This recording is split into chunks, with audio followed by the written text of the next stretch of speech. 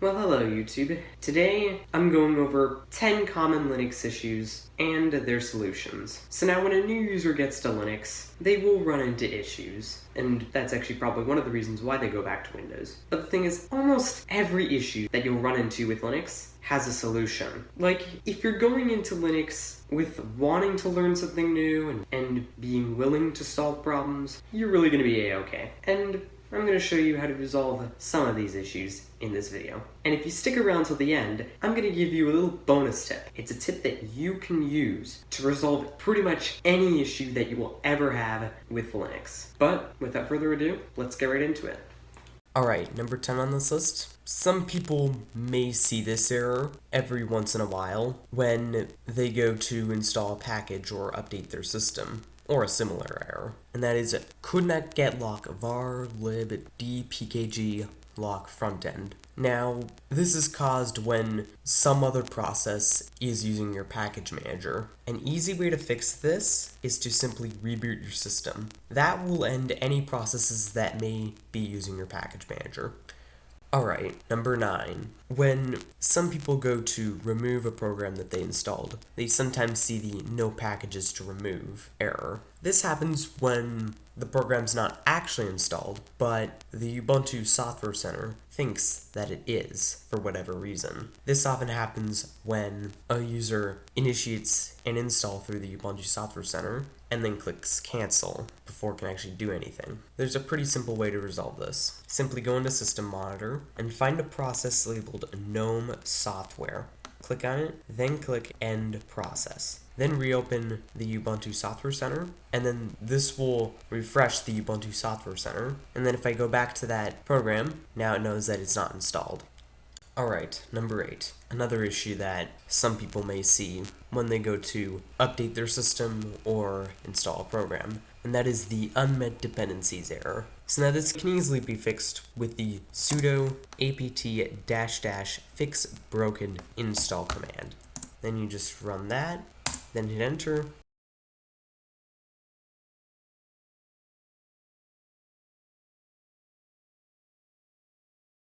Okay, then once you run that, you can go and do our update operation again, and then there we go. Now we can update successfully.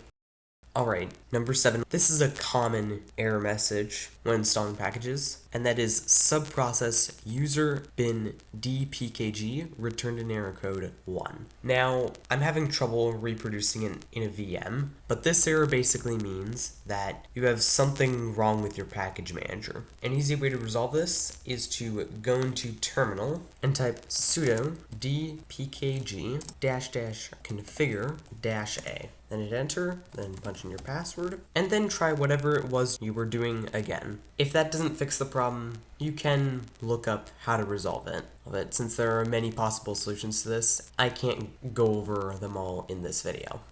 Alright, number 6. Now, there are a few people that get to Linux that have some problems with certain pieces of hardware not working. Now, as long as it isn't a crazy specialized piece of hardware, odds are you can get it working no problem. The first solution is to simply try updating the system and see if there was a kernel released for your distribution that supports your hardware. Another possible solution is to go into Software Sources and then go to Additional Drivers, and then this will search for drivers for hardware that may not be working, and then offer you the option to install them. And you can just select the drivers that you need, and then click Apply Changes. Another possible solution to this, if doing a regular system update and searching for drivers in the Software Sources menu doesn't resolve this, you can upgrade to a mainline Linux kernel for the time being until there's a kernel released for your distribution. And I made a video showing you how to do that. I'll link it up in the card. It's really just a matter of downloading an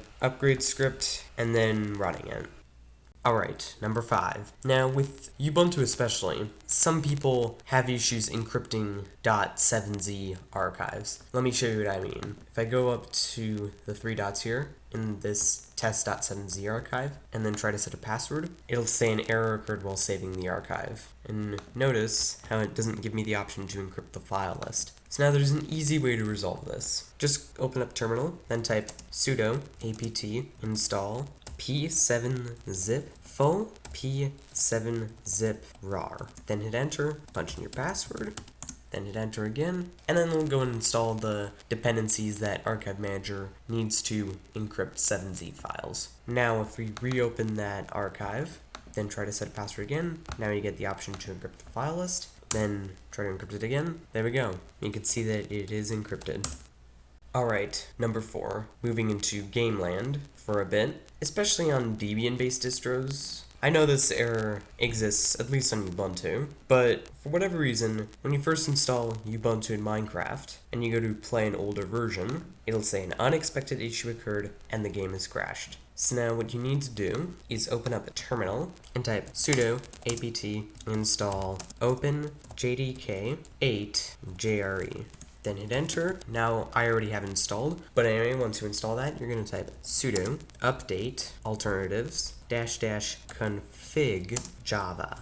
Then hit enter, and then let you choose which version of Java you want. So now, if you want to run an older version of Minecraft, you'll actually need to run Java 8 as opposed to Java 11. Just by looking at the priority column, you can guess which version is which, and which number you need to put in. But anyway, you're going to put in the number 2 or whatever number Java 8 is, then hit enter. And now if you go back into Minecraft, try to launch that older version, and then there we go, it launches fine. Now I have mods installed, which I made a video showing you how to do that. I'll link it in the card, but anyway, that's why my Minecraft loader looks like that. Alright, number 3 on this list is issues booting a VM. So now I'm going to go try booting my Windows 10 VM real quick, and then you'll notice that it just doesn't boot. Now, this is probably because you don't have virtualization enabled in your BIOS. So an easy way to resolve this issue is just to go into your BIOS settings and enable virtualization. You'll need to know your BIOS key to do this. Like, just look up your computer's model and then BIOS key. Once you're in there, you can enable virtualization. Now, what that'll be called in your BIOS settings will all depend on whether you have an Intel processor or an AMD processor. If you have an Intel processor, it'll be called VTD. If you have an AMD processor, it'll be called AMD SVM. Then once you enable that in your BIOS settings, you should be able to boot your VM no problem. Now, at least with VMware in particular, if you get an error message saying that it cannot load the kernel module to boot your VM, try disabling secure boot in your BIOS settings and give it another go. Because I find that secure boot causes issues with VMware virtual machines. And you should probably disable it regardless, because it is known to cause issues with Linux in general, and besides, if you're using Linux, it doesn't really provide that much security, so you might as well just disable it regardless. You really have no reason to have it enabled.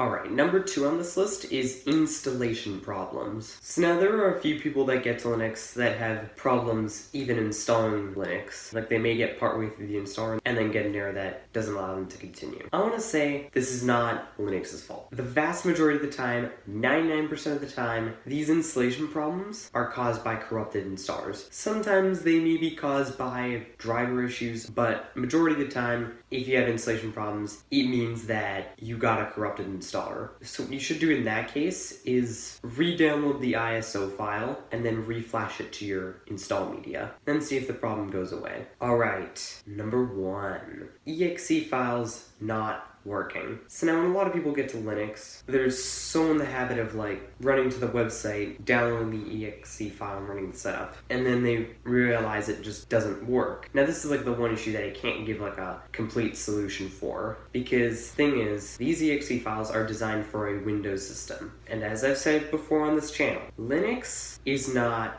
Windows. You cannot make Linux work like Windows. They're two completely different operating systems. They both work fundamentally differently from each other. And one of those ways is that, unlike Windows, Linux uses what's called package managers, which are basically centralized repositories where you can just go download software. Like, especially on the beginner-friendly distros, you could probably just go into the Software Center application and find the application that you want and then click install, which is so much easier and so much more secure. So if you're trying to use exe files and you're complaining about them not working, try using the package manager. If that fails, you will want to look for like something like a .deb or .rpm file. Now Now, if you know that a program will work with Linux, but you don't know how to install it, which does happen sometimes, fret not. You can simply just look at the application's documentation. And for sticking around to the end, here's your bonus tip that will help you resolve pretty much any issue that you encounter on Linux. And that is, if you ever run into an issue that you don't know how to solve, just look it up. With this large community around Linux, odds are you'll find a forum with a solution for you. But anyway, those are solutions to some common Linux issues. So thanks for watching. If you liked this video, found it was helpful, hit the like button, share this video with your friends, subscribe to the channel, and leave a comment.